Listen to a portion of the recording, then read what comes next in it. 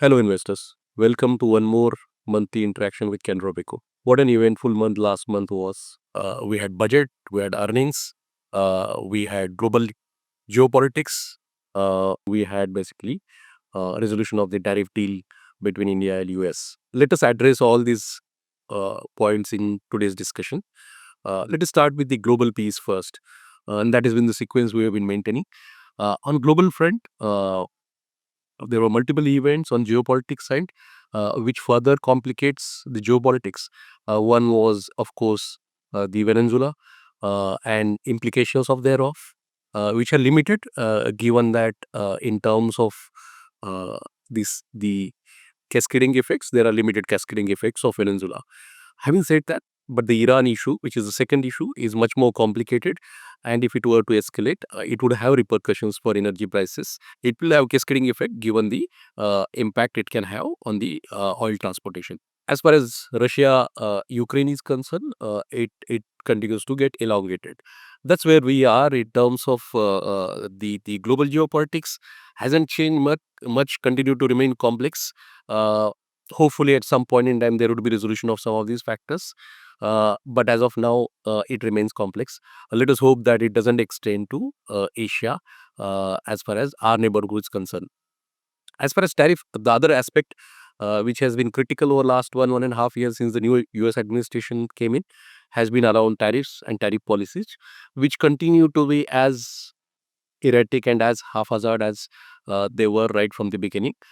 While they seem erratic, as we have already in some of our previous conversation, there is a method in the madness in terms of actually the attempt to bring back manufacturing, bring back actually uh, uh, the dependence of the value chains to the local economy through tariff policies, through reforms, through depreciation of dollar, and I feel all of that is underway. So if you actually look at it from a thematic perspective, the US is actually trying to become competitive through tariffs and depreciation, whereby it wants to bring back the manufacturing, particularly in the critical areas, back to US.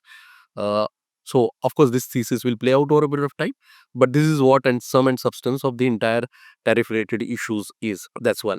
Uh, it has implications in terms of how the globe looks at the US treasuries, globe looks at the US assets, as well as the way globe looks at the basically emerging markets and commodities. And that's where what you're observing is that uh, there has been a risk of that has been going on in a way whereby the assets, financial assets have been moving into precious metals and then some of the other commodities. That's the global backdrop in which we are operating. And this has two or three key implications for emerging markets. First, when US doesn't want to be consumer and it wants to reduce its trade deficit, means lower growth, corporate earnings growth for the whole world, because you are in a situation where everybody want to be a supplier, not the consumer. US has been the consumer for last 50 years. Second, eventually the dollar depreciation is likely to be here, because that's the attempt through the policies.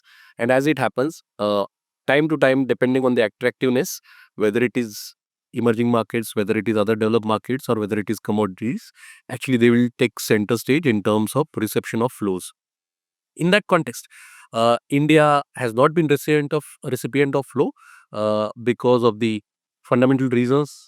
First, which is the earnings valuation dynamics, and second, the trade deal related issues which were adverse for India.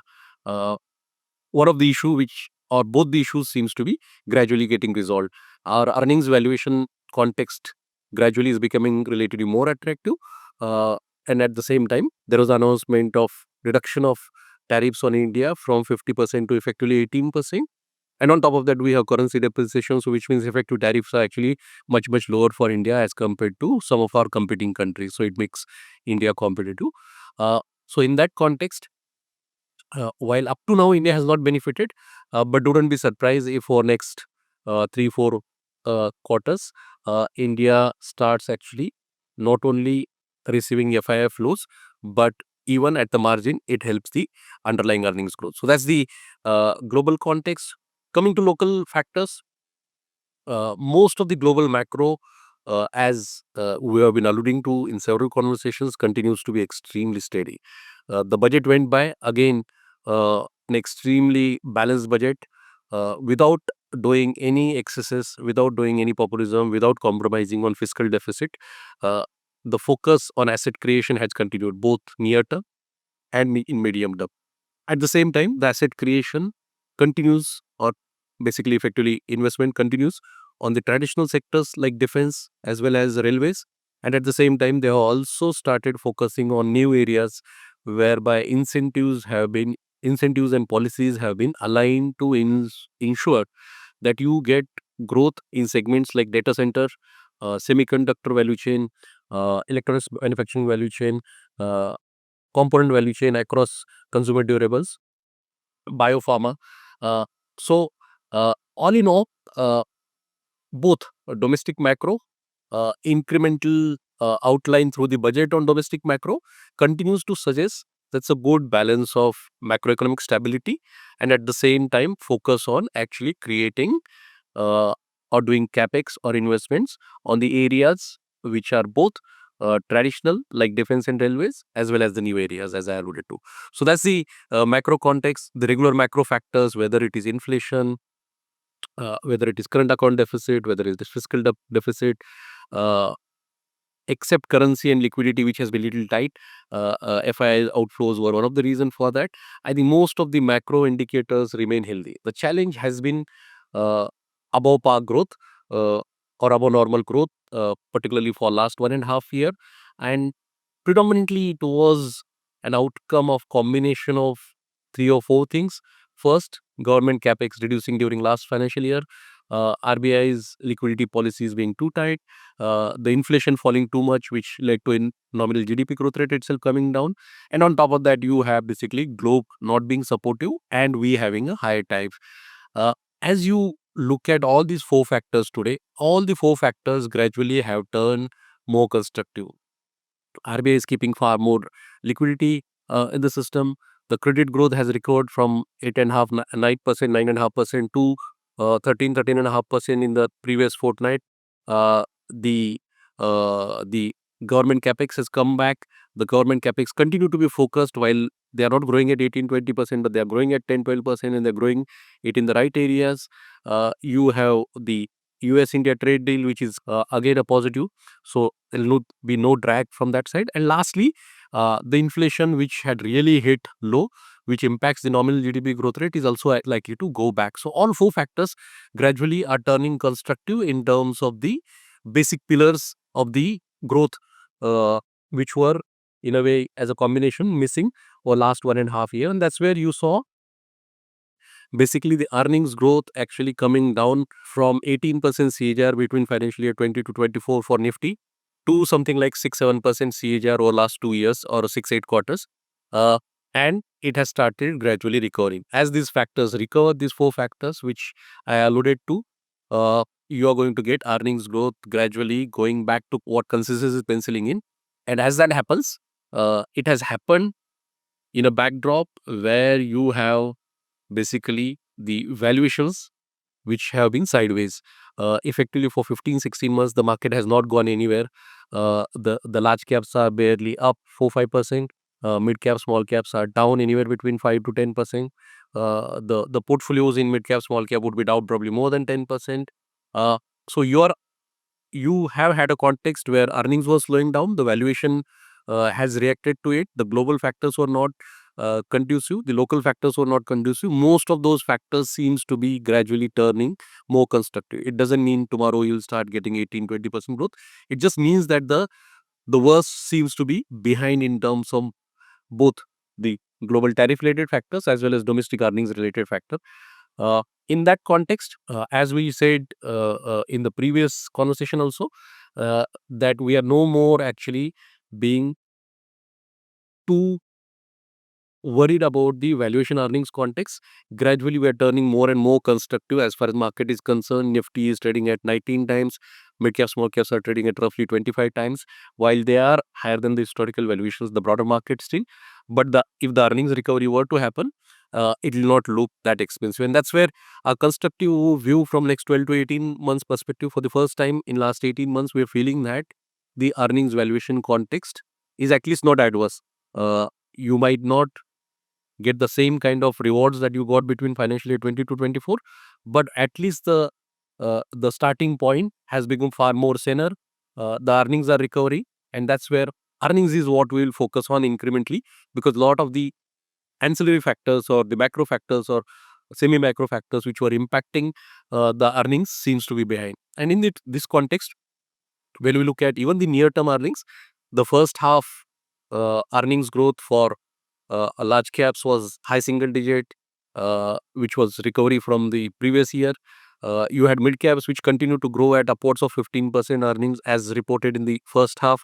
Even third quarter is likely to be like that. Small caps still continue to have basically subpar growth, but as the economy recovers, our sense is all these X of mid cap, which was large caps, or small cap, which had subpar growth, likely to come back to normalized level. And we largely feel that it is a reasonable assumption to have in this context. And given this valuation earnings context, as I said, we are turning more and more constructive on the market rather than worrying about the market anymore.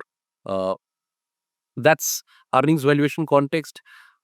In this context, as far as Canara Robeco portfolios are concerned, we are predominantly overweight in domestic cyclicals. The largest overweight is in consumer discretionary, which is auto as well as non-auto consumer discretionary uh, part of the market. It includes the non-auto part, includes the platform companies, the quick commerce companies, the retail companies, the jewelry retail companies, the grocery retail companies, some of the electronic manufacturing. Then you have hospitality, which is hotels as part of that bucket. So consumer discretionary is the largest overweight for us as a house. Then the second largest significant position for us is financials. Within financials, the large private financials, the largest public financial company in India. Capital marketplace is a part where we still continue to be structurally positive. We have select NBFC exposure, so that's the second piece. Then we have selectively overweight position in industrials, where three critical parts of the industrials, which is the transmission and distribution, defense, uh, and some of the plays related to data center. These are the three plays which we are playing in the industrials. Then we have overweight in pharma and telecom, which are smaller sectors. Uh, these are the overweight sectors. So consumer discretionary, uh, auto, retail, financials, particularly capital marketplace. Then we have industrial selectively. Then we have pharma, telecom. These are the places. Aviation. Uh, Hospitals, these are the places where the portfolio is overweight on. The portfolio is underweight on commodities, global cyclicals, basically oil and gas, metals. IT still at a house level is underweight, although there could be a tactical opportunity at some point in time in this sector. FMCG again at house level is underweight. Of course, this is a house level position. There will be portfolios which will have little differentiated positions within this. But as a trend, this is the positioning from our perspective. At the cost of repetition, again, to summarize, I think uh, the global factors in terms of tariff related aspects which were impacting us are gradually starting to turn positive with these two trade deals. The US trade deal is yesterday, which was the larger one for us, and the EU trade deal, which happened in the previous week to that, that started to turn positive. Second, FIIs were worried about us given the earnings valuation context and this tariff of 50% on India from US. Uh, they have the largest, one of the largest underweight on India in last several years. They have ignored market. They have been selling. So at some point in time, that positioning will also help the market. And lastly, the valuation which was building in a lot of exuberance 1.5 year back is no more as exuberant as it was. And when you look at combination of all these factors, there is nothing but logically a more constructive market as compared to where it was 18 months back from investors' perspective. So that's how we will summarize the market situation. This is largely from our side for the past month. Thank you.